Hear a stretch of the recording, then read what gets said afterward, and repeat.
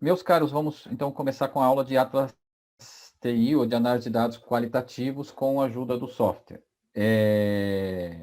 A intenção antes de começar a falar de como fazer análise propriamente dita é entender por que fazer análise com a ajuda do software, o que é uma análise, o que é um processo de codificação, como é que eu construo uma base que realmente dê para fazer análise. Se não entender o processo, não adianta nada usar o software, qualquer um que você queira utilizar. Então, é importante primeiro entender o porquê fazer a pesquisa qualitativa, por como é que eu monto a base, de que forma tem que ser as entrevistas e depois, com base nesses insumos, fazer o processo para gerar um bom output.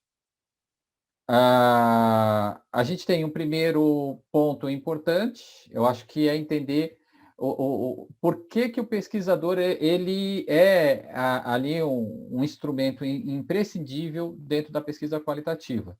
Diferente da pesquisa quantitativa, o pesquisador, na pesquisa qualitativa, é quem faz todo o trabalho. Então, o software é só um meio para que ele possa organizar melhor as ideias, fazer um processo de atribuição de labels, de códigos, mas a análise, todo o processo de comparação e tudo mais é feito pelo pesquisador. Então, a capacidade cognitiva do pesquisador é que vai fazer a diferença na pesquisa qualitativa, diferente de você ter uma base, joga dentro do SPSS, Minitab ou qualquer um outro, dá um comando e faz uma análise de correlação, utiliza a covariância. Então, aqui não, você vai num processo iterativo, um processo muitas vezes mais árduo para chegar num output com qualidade.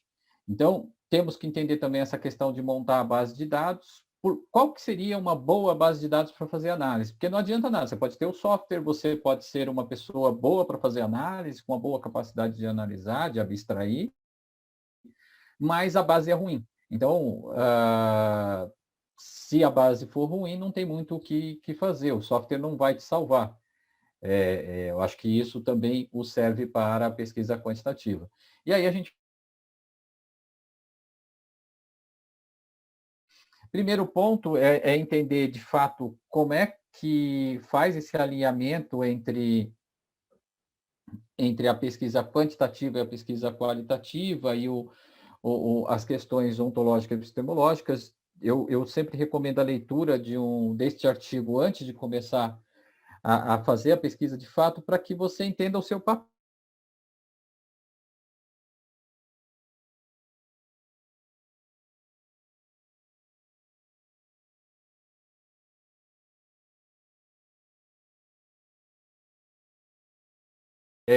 de depuração dos dados, você é um olhar de longe. Na pesquisa qualitativa, você vivencia os dados, você vivencia a pesquisa, e aí você tem que aumentar a tua capacidade de inferir a partir dos dados. Então, tem uma relação muito importante aqui, parece uma coisa distante do que é o processo prático da pesquisa, mas é importante você dar um passo para trás para depois dar um passo para frente. Entender o teu papel na pesquisa. Se você está distante, se você está vendo a pesquisa de uma forma mais objetiva, ou se não, você está vendo a subjetividade da pesquisa, fazendo abstrações a partir de um corpus, o corpus, esse é a sua base de dados, e de que forma e qual é a tua orientação para chegar na pesquisa propriamente dita.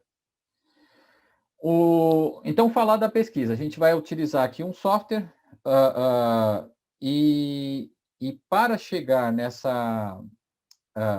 a colocar a mão na massa de fato, a gente precisa saber o que vem a ser ali as fontes de evidência, o que vem somar para que a gente chegue a algum lugar com os dados, com a pesquisa propriamente dita. Então, retomando que o pesquisador ele é um instrumento de coleta a partir das entrevistas, da interação com o sujeito de pesquisa, com os entrevistados, coletando documentos, pesquisando sites, fazendo ali todo o processo de coleta. Então, o grande instrumento, apesar de você usar um gravador, de você escrever num papel, mas utilizar outros meios de coletar os dados, o grande protagonista é o próprio pesquisador. Então, o pesquisador é o grande protagonista na pesquisa qualitativa. As fontes de evidência são as falas, as notas, os vídeos, fotos, então a gente pode usar. Para que eu uso várias fontes de evidência? Isso que é importante aí na hora que você estiver fazendo a comparação de casos com a ajuda do software. Então, se eu tenho só as falas, eu posso ter a gravação, transcrição, coloco isso no software e vou comparar a fala de um sujeito de pesquisa com os demais. Eu posso ter notas de campo. Então, em algum momento, o entrevistado está falando alguma coisa que eu acho relevante, ou me dá um insight, e eu faço uma notinha.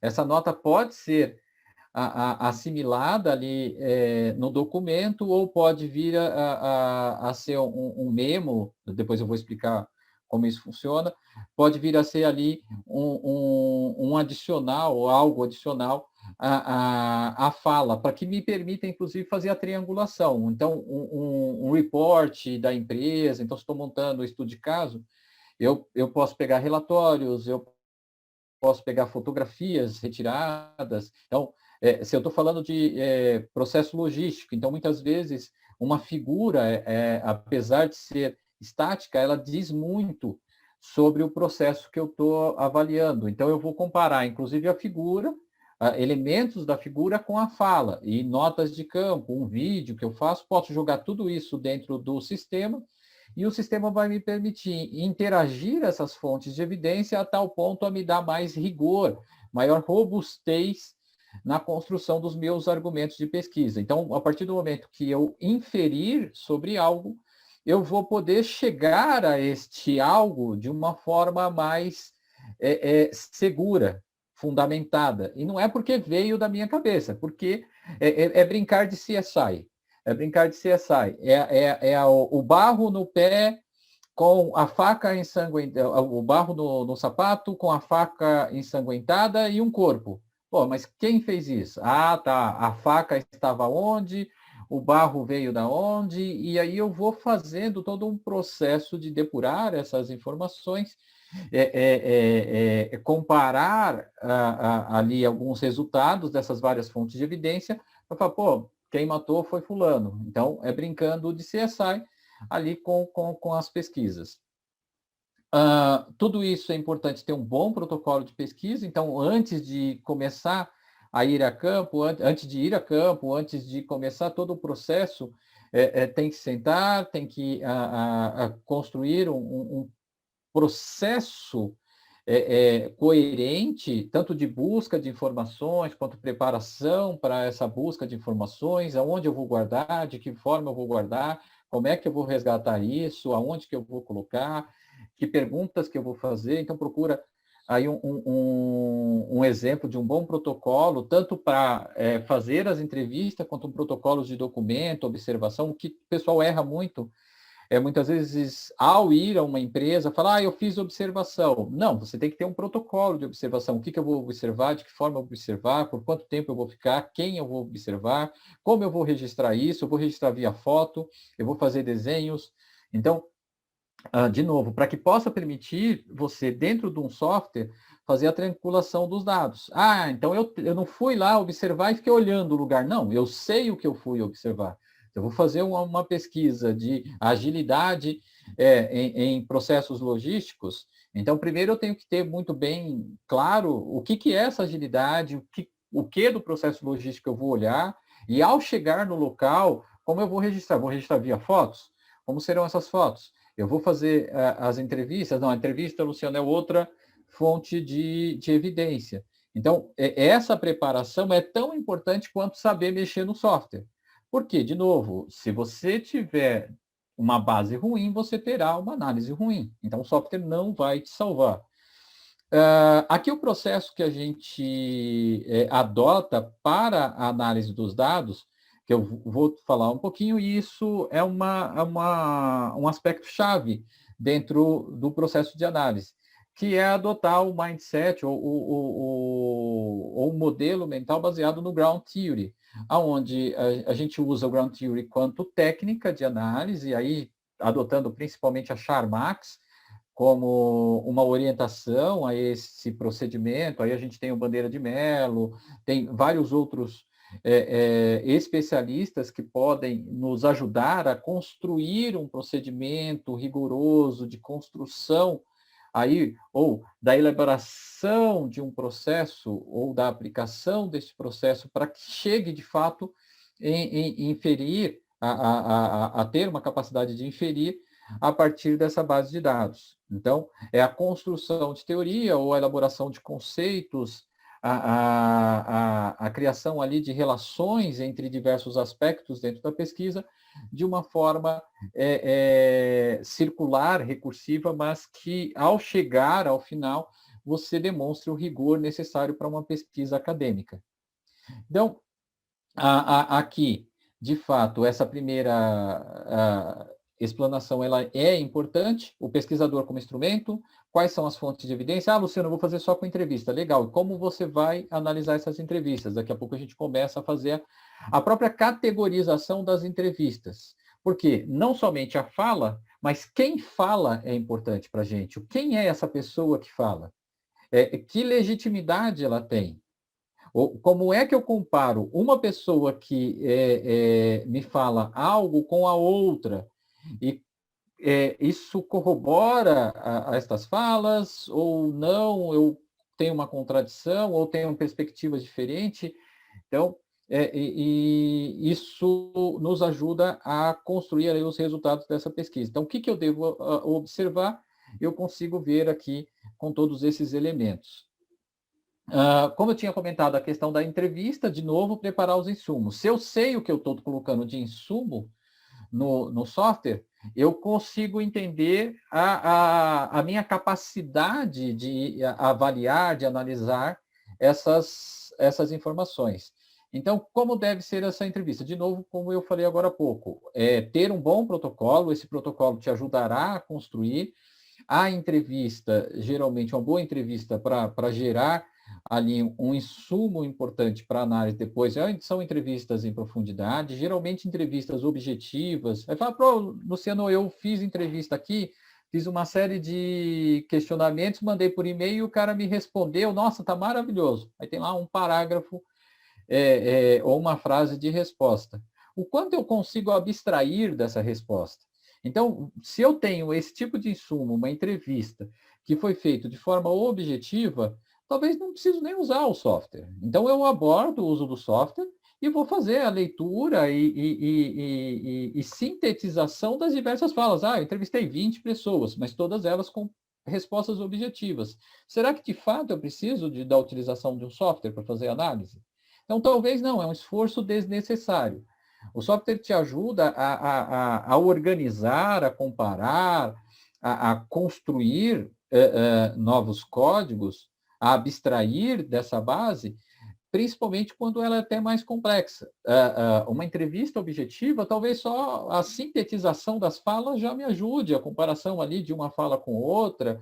Então, talvez não haja aí, não seja necessário a utilização de um software para fazer esse tipo de análise. Uma vez que as entrevistas te dêem um insumo rico com falas, com comparações, porque a linguagem natural, ela não é tão objetiva. A linguagem natural, muitas vezes, uma boa entrevista, a pessoa vai resgatar diversas falas que você teve antes com ela, uma entrevista de 40 minutos, 50 minutos, 1 hora, 2 horas.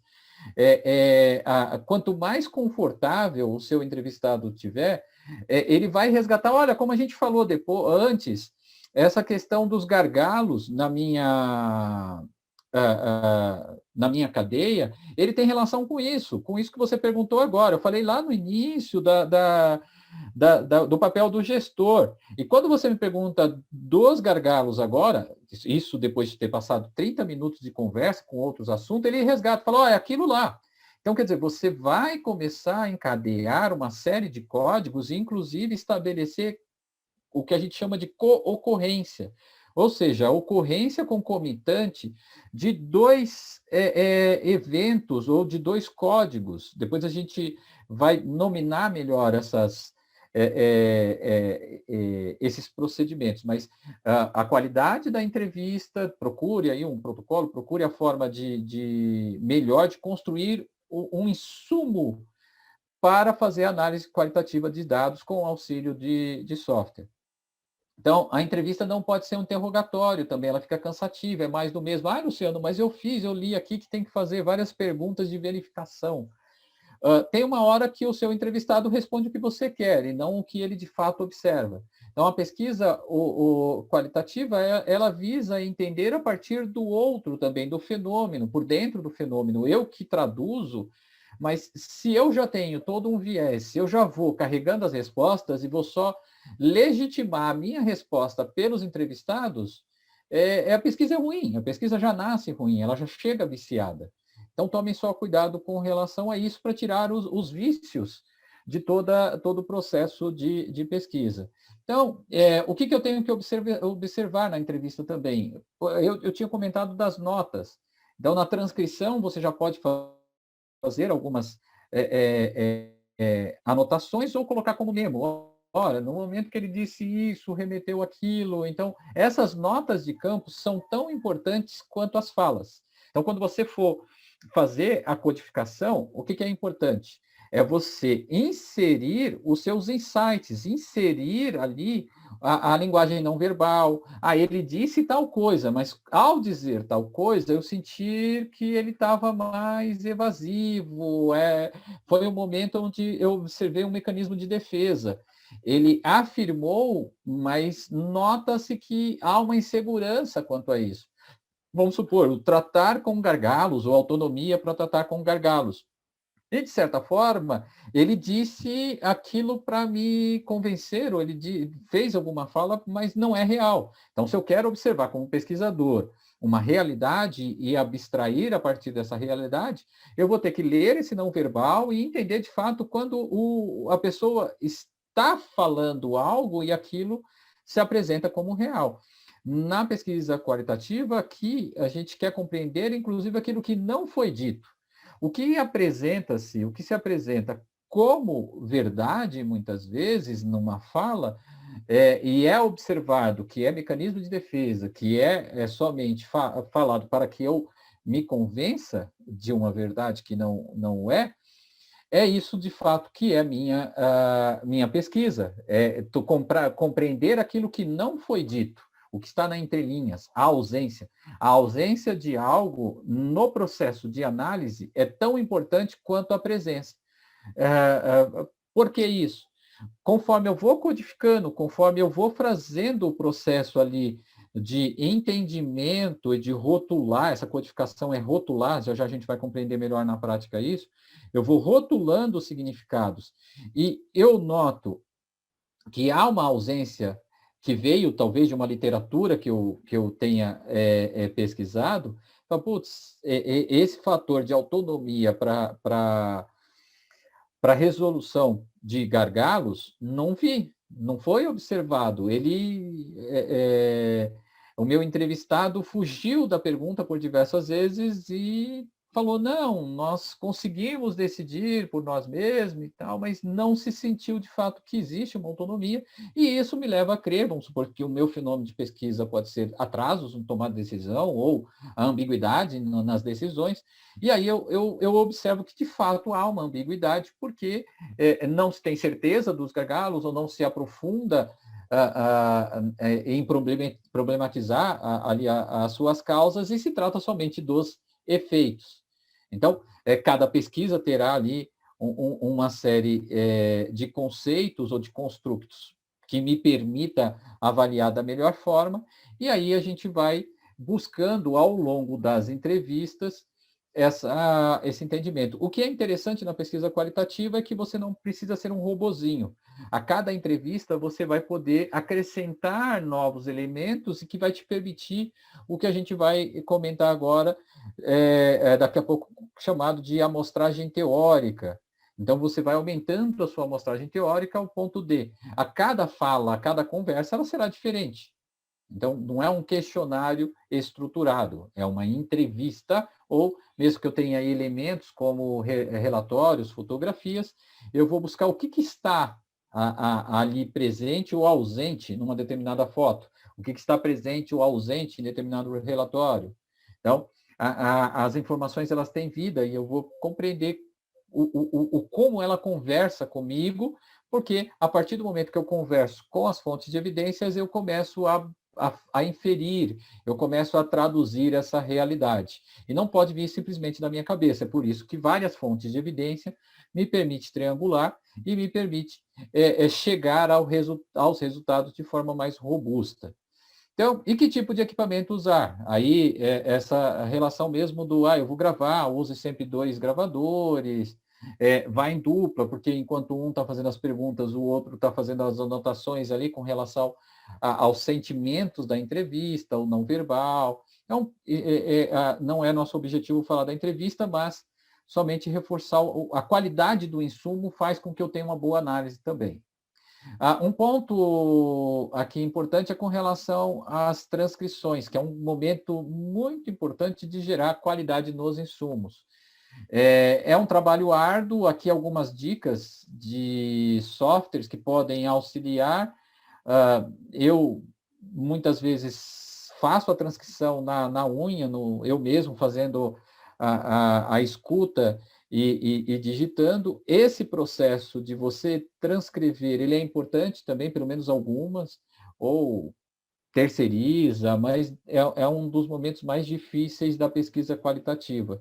Você chega a gastar 1 hora para transcrever 10 minutos de entrevista. Então, boa sorte para vocês e muitas vezes o uso de um software, ele faz com que você gaste muito tempo revisando o texto.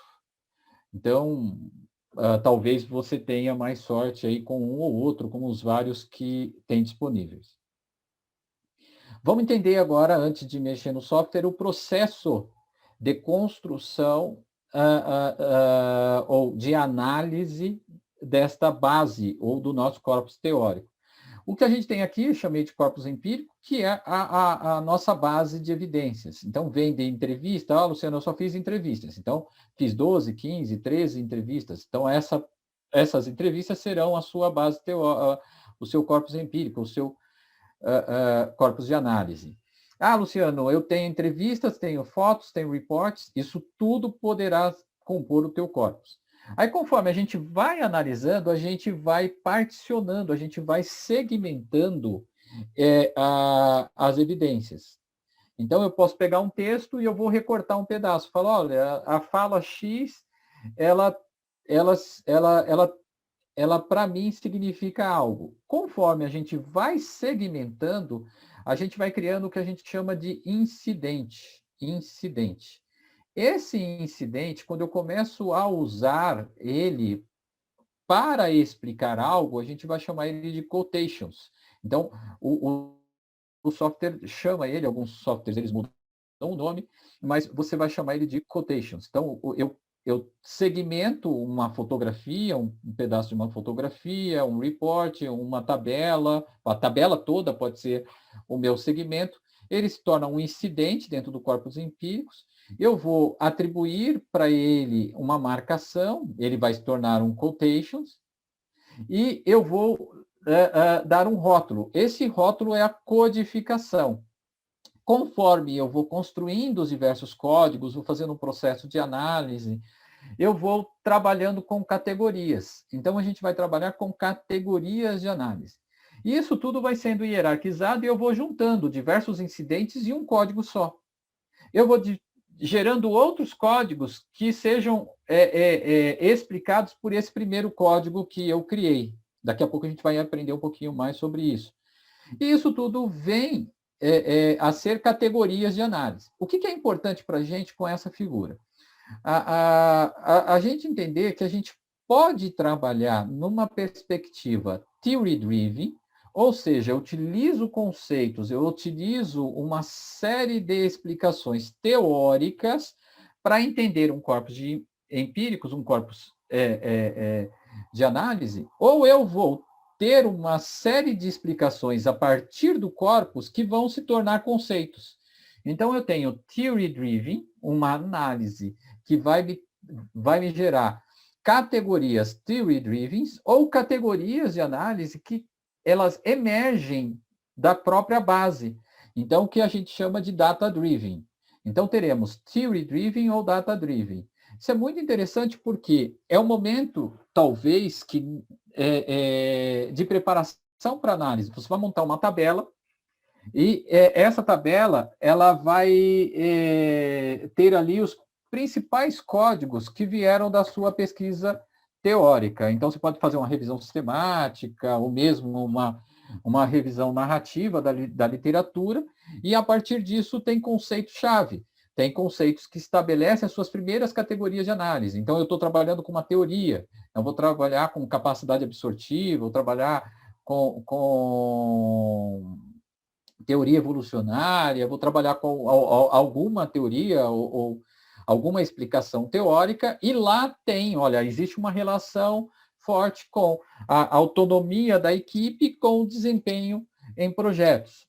Ah, legal. Então, quanto mais tem a autonomia, ou minhas equipes sejam auto-organizadas, maior é a performance no trabalho, melhor são as entregas, melhor é a satisfação do cliente. Isso tudo veio da teoria. Então, essas são categorias. Então, eu tenho já categorias prévias que são autonomia, a equipe auto-organizada, o que eu estou chamando de performance, o que são essas entregas, iteração. Então, quer dizer, uma série de conceitos-chave, eles vão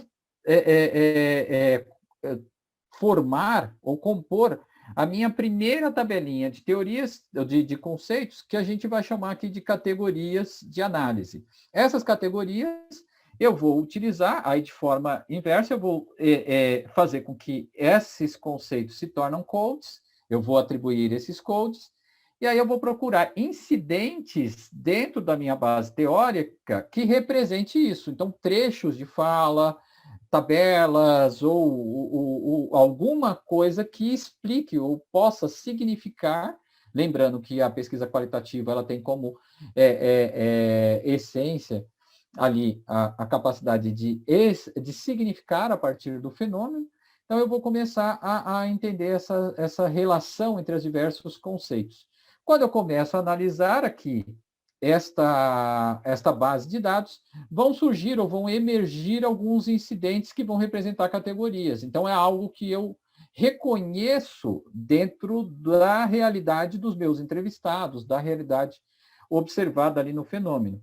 Então, eu vou ter, via de regra, categorias data-driven e categorias theory-driven, ou seja, conceitos que previamente já foram estabelecidos pela minha revisão da literatura, pela minha proposição, pelo meu problema de pesquisa.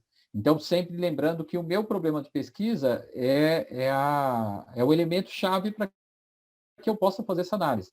E aí, conforme eu vou fazendo análise, eu falo, putz, toda vez que eu perguntei para o cara sobre isso, que já é um pressuposto teórico, ele me falou aquilo, e a teoria não deu conta. Até agora, a teoria não deu conta disso. Então, eu acho que a autonomia não era uma coisa que estava na literatura. E eu entendi que toda vez que eu perguntei para os gestores sobre como performar melhor, ele falou que autonomia ou grupos, ou equipes autogerenciadas. Então, quer dizer que eu poderia inferir a partir disso que um driver ou um elemento importante para que eu tenha a melhor performance, a melhor entrega, seria equipes autogerenciadas, e a teoria não dava conta de explicar isso.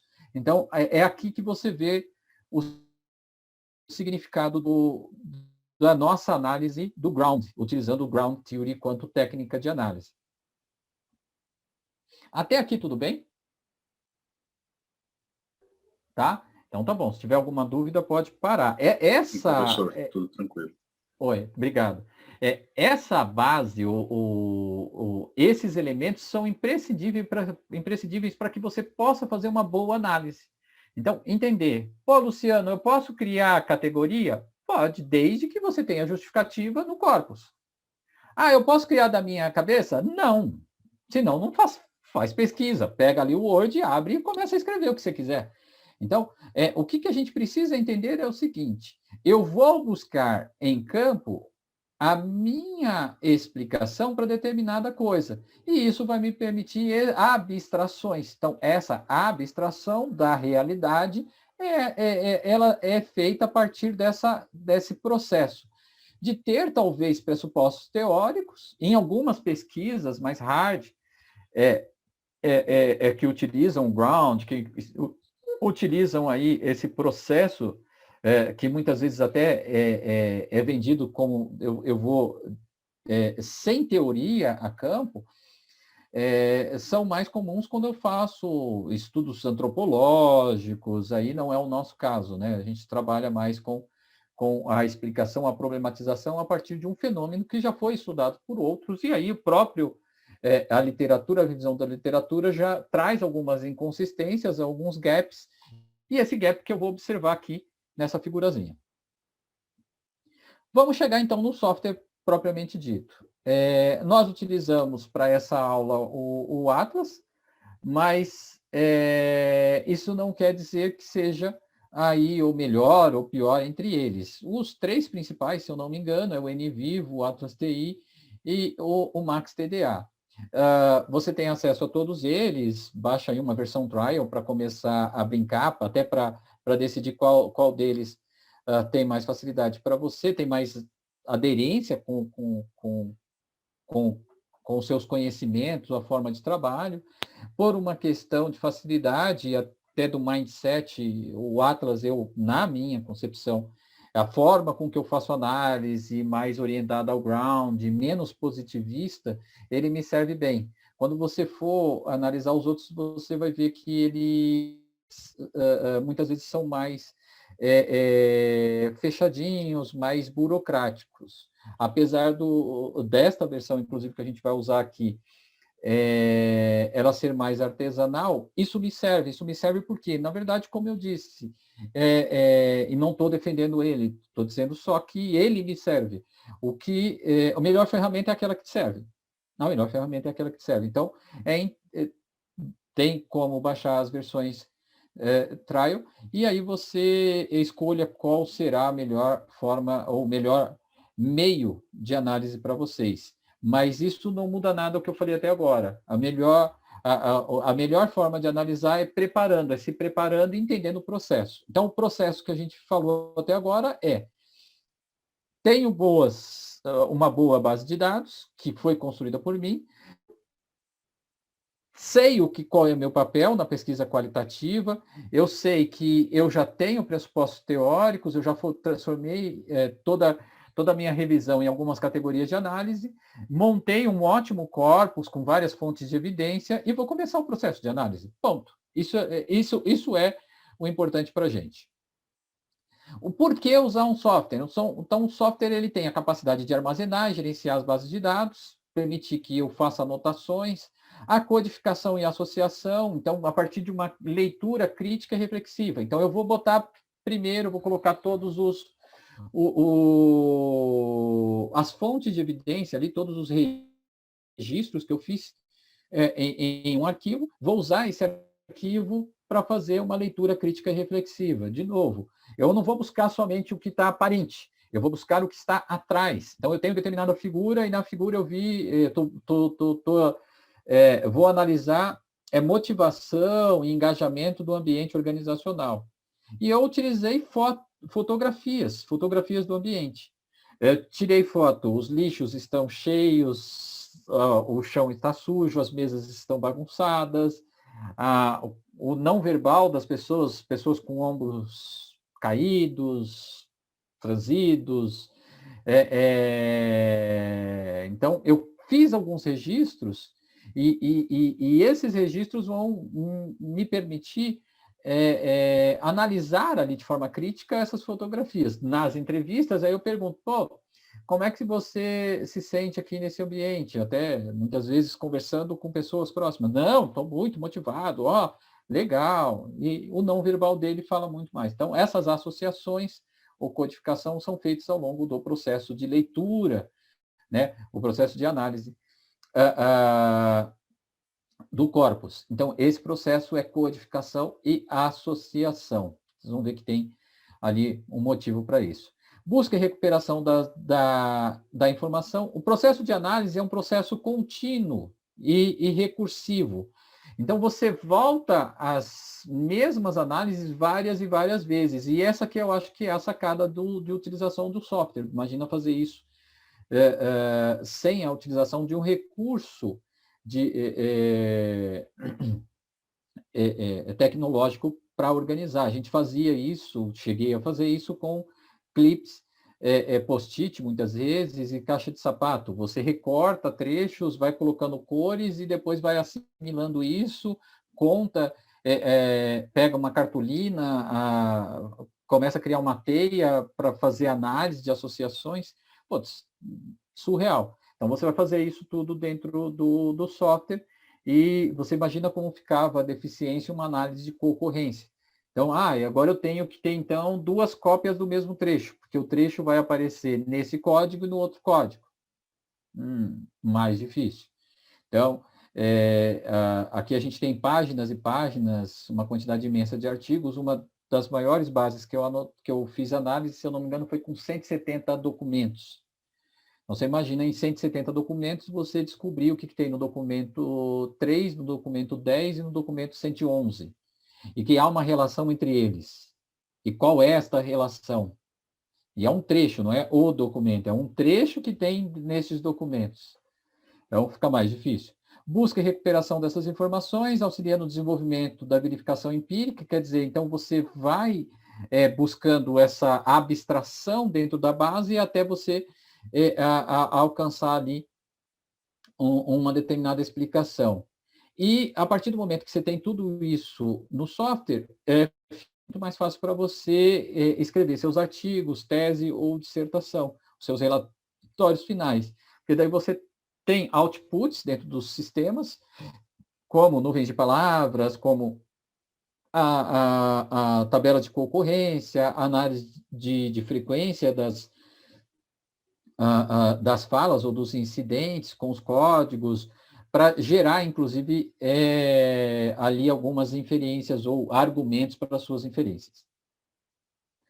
Aqui tem um framezinho, um modelo de como a gente faz esse processo. Então, eu faço uma revisão de literatura, seleção dos casos, amostra teórica, desenvolvo o protocolo, vou a campo, ordeno os dados, analiso os dados. Você vê que é muito simples, mas é bom ter o preparo. O preparo é muito importante para a gente chegar lá. E aqui é o processo. O processo ele se dá por 3 tipos de codificação. A codificação aberta, a codificação axial e a codificação seletiva. Na codificação aberta é uma leitura onde eu faço de uma forma mais lenta, de maior compreensão dessas informações, buscando alguns significados ou atribuição ali dos códigos theory-driven, e a partir do momento que eu faço essa microanálise, eu vou fazendo leitura palavra a palavra, frase a frase, parágrafo a parágrafo, eu já vou atribuindo significados. Então, isso faz com que eu atribua os primeiros códigos.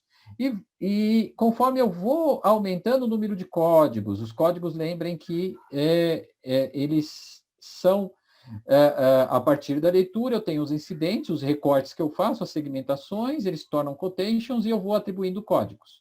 Então, a partir do momento que eu vou atribuindo esses códigos, eu vou fazendo ali ou aumentando a minha amostragem teórica. Eles ainda estão, muitas vezes, isolados, então eles não têm ainda associações. Aí eu vou para o segundo processo, que é o processo de codificação axial. No processo de codificação axial é onde eu vou buscando uma relação entre esses códigos, uma relação entre esses incidentes. Como eu disse anteriormente, eu posso ter ali no meio da entrevista uma fala onde o cara fala, pô, de forma mais explícita, nem sempre, infelizmente, é tão explícito. Olha, isso que você está me perguntando agora tem uma relação forte com aquilo que eu falei lá no início. E aí, ou você resgata aquela fala, ou depois você vai ter que procurar ali essa relação entre os dois códigos e estabelecer, inclusive, uma relação de causalidade, talvez. Então, e neste momento você faz alguns testes, você pode testar algumas proposições, aqui é onde que a gente pode utilizar a tabela de concorrência para ver aonde que existe uma maior associação em determinados códigos e também aumenta a amostragem teórica. Até chegar na última codificação, onde que a gente de fato faz ali, chega em abstrações mais distantes até dos incidentes. Então, os incidentes, nesse momento, talvez não tenham tanta importância, e sim, talvez, as associações. E aí é onde que eu vou ter um significado, uma explicação que me remeta ali a resolver o problema de pesquisa ou alcançar o meu objetivo. Então, eu saio dos incidentes da microanálise e talvez na codificação seletiva eu vou ter aqueles códigos de mais alto nível, de nível que vai explicar para mim, de fato, ali o que eu estou querendo compreender do fenômeno. Só é importante destacar que essa amostragem teórica não necessariamente ela tem uma relação direta com a amostragem que nós usamos na análise quantitativa de dados, né, com abordagem quantitativa. E aqui é muito importante a gente destacar que eu não estou procurando, dentro da amostragem, o número de entrevistados. Uma pesquisa ruim, ela pode ter 50 entrevistados, e eu posso ter uma pesquisa boa com 10 entrevistados. Aqui o importante para a gente é a capacidade de explicar, e essa capacidade de explicar vem na profundidade de análise, ela vem na nossa capacidade de compreender o fenômeno por meio das diversas fontes de evidência. Então, não é a quantidade de indivíduos ou sujeitos que eu entrevistei ou a quantidade de documentos, e sim a profundidade com que eu analisei. Para mim, não é importante o número de casos. Para mim, é importante o número de incidentes que eu consegui chegar até essa explicação, os quotations. Então, esse é um ponto importante para a gente. Às vezes você vê uma discussão, mas a pesquisa boa começa com 20 entrevistados. Será? Posso ter aquela pesquisa objetiva que eu falei anteriormente, na entrevista, onde pergunta e resposta, onde a maior parte dos meus entrevistados falaram aquilo que eu queria escutar, e a pesquisa ruim, com 20. Posso ter uma pesquisa em profundidade, onde as pessoas se sentiram confortáveis, eu preparei, o entrevistador tem uma competência boa para fazer ali a entrevista, e essa pesquisa com 10 entrevistados ela é muito melhor do que aquela com 20. Então, a qualidade do teu insumo é a qualidade da tua análise, o número ali, a amostragem, a quantidade de incidentes que eu consegui encontrar para explicar determinado fator, determinado conceito, isso sim, para a gente é importante. Agora, preparando para ir para o Atlas, então, alguns elementos importantes. O projeto que eu vou construir, não somente no Atlas ou nos outros, podemos chamar aqui de unidade hermenêutica. Essa unidade hermenêutica, então, ela será composta pelos documentos primários, que são todos os documentos que eu vou inserir ali para análise, e aqui tem uma questão importante, eu não insiro documentos no Atlas. Eu tenho um caminho, é como se fosse um XML, é um caminho para o documento. E aí eu vou fazer análise dentro do Atlas como se tivesse no documento. E esse caminho que ele gera, tanto é que a gente vai tomar alguns cuidados para que não tenha problema depois com a análise. Vamos fazer a análise e aí vai aparecer o documento na tela ali do Atlas, como se eu estivesse fazendo as anotações. Já já vocês vão entender. E aí eu pego das citações, códigos e notas. Isso tudo compõe ali a minha unidade hermenêutica, ou a minha unidade de significado. Eu posso classificar tanto documentos, citações, códigos em famílias, e isso me permite, inclusive, análise de casos, fazer análise intracaso, intercasos. Isso, para a nossa pesquisa, vocês vão ver que é muito rica. Aqui é uma figura de como isso funciona, então eu posso ter uma fotografia, uma filmagem, um artigo, vários documentos, e aí conforme eu vou segmentando, ele vai aparecendo os quotations, eu vou ter os códigos e aí vou ter as famílias. Então, como a gente falou anteriormente, hierarquicamente a gente vai construindo ali um emaranhado, né, de elementos que vão me permitir significar, explicar algo. Processo de codificação, então, é o rótulo. Então, como eu disse anteriormente, você vai ter rótulos, você vai ter códigos que vêm da teoria, equipes auto-organizadas, ágil, operação logística, outbound. Então, tudo isso são códigos que eu já tenho o significado dele. Então, eu vou colocar o meu código outbound. Ele significa tal coisa e veio do autor X. Equipe auto-organizada, ele significa tal coisa e vem do autor Y. Eu vou buscar incidentes dentro da minha base teórica que me ajudem a explicar. Ô, Luciano, mas é só isso? Não.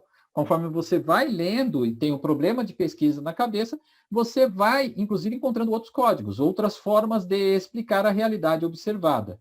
Então, esse é um processo de codificação aberta. Tenho já alguns códigos, outros códigos vão emergindo. Então, eu vou num processo ali iterativo, por isso que eu disse que a gente volta às mesmas análises. Então, se você tiver 10 documentos, 15 documentos, às vezes vem um insight no quinto documento. Fala, putz, agora eu entendi. Esse cara me deixou bem claro a relação desse problema com este resultado. E agora eu volto na primeira entrevista e vou também codificar lá. Então, é um processo de idas e voltas. Por isso que ele me mostra assim. Codificação aberta, axial e seletiva, eles não acontecem de forma linear. É um processo recursivo de idas e voltas, aonde eu construo uma explicação e um código, talvez criado na minha codificação aberta, ele vai se tornar um conceito na codificação seletiva. Então, essa hierarquização não necessariamente ela é linear, ela é de forma estanque. Na verdade, ela acontece tudo ao mesmo tempo, e um código que às vezes eu criei no início, que não tinha tanta importância, depois da 10ª entrevista, ele passa a ser um dos meus principais códigos, ele passa a ser um achado da minha pesquisa, porque ele explica de fato como resolver o problema que eu levantei na literatura. Aí temos, então, a codificação axial, como disse, conforme você vai subindo, você vai fazendo agrupamentos. Então, você vai buscando relações, causalidades ou explicações, tipologias. Então, isso é muito importante. No Atlas, inclusive, você tem como estabelecer essas relações. Como nos outros também, nos outros softwares. Então, a codificação axial, você busca uma relação. Então, cachimbo tem relação direta com o incêndio nas barbas. Então, você tem o que fumar tem a ver com a barba. Bom, tem tudo a ver, né, Luciano? Tá ali, tá claro. Nem todas as relações são tão explícitas, né? Mas é importante para a gente entender ali e observar. Por isso que, desde a revisão de literatura, você já vem sendo preparado para fazer tanto entrevistas, buscar, argumentar mais com o entrevistado, para extrair dele, de fato, explicações.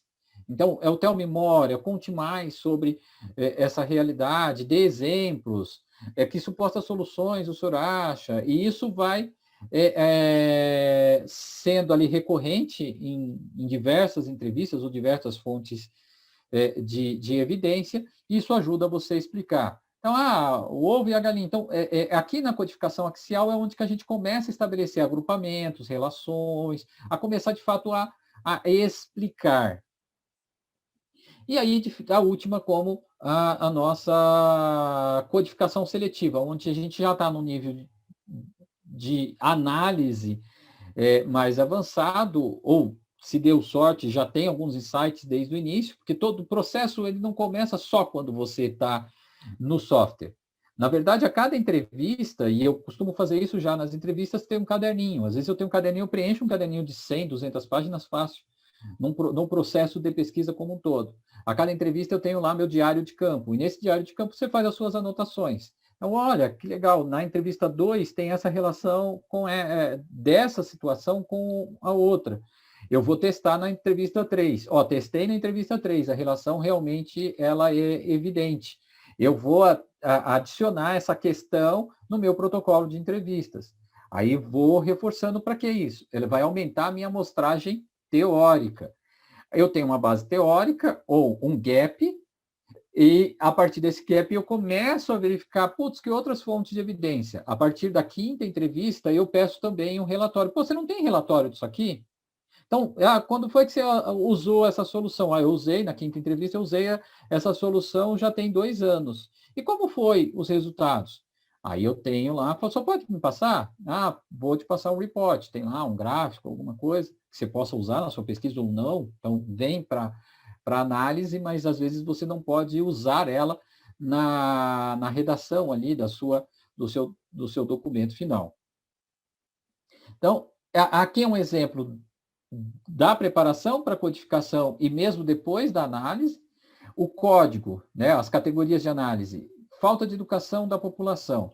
Esse é um código. O que é interessante, já uma falha no processo de codificação. Você acha que os códigos, todos eles têm que ser só uma palavra. Então, principalmente na codificação aberta, você vai ter, talvez, ações. Então, falta de educação da população. Pô, é alguma coisa que você identificou. Aonde estou? Todos os entrevistados dizem que o problema gerado por tal motivo veio da falta de educação da população. Então, e você compreendeu a partir das falas, essa é uma categoria data-driven, que é a ausência de comportamento que contribua para a reciclagem de materiais, além da desinformação com relação ao processo.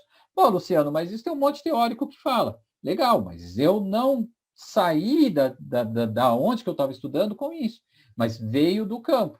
Depois eu pego os teóricos e confronto um ponto. Fala, realmente, olha, como já foi levantado por fulano, ciclano, e aqui eu trago o trecho, ou a fala, esse é o incidente, né, o quotation.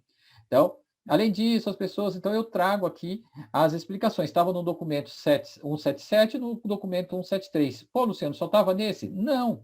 Eu vou ter alguns relatórios que ele vai falar, ó, isso apareceu 60 vezes. Aqui é somente ilustrando, né? Ilustrando, ó, o que é essa falta. Então, se fosse uma categoria theory driven, eu colocaria aqui qual foi o autor, os autores que corroboram com esta falta de educação da população como um incidente importante na minha pesquisa. De novo, você faz toda a análise olhando para a problematização.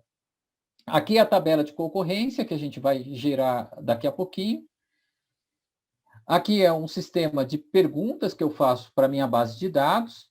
Eu crio uma lógica e aí eu vou ver o número de incidentes que aparece a partir de cada lógica.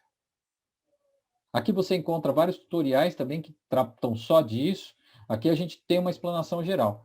E aqui, a partir do momento dos meus incidentes e dos relatórios que eu puxo, eu posso construir alguns elementos gráficos. Pô, Luciano, então eu consigo estabelecer ali uma análise quantitativa?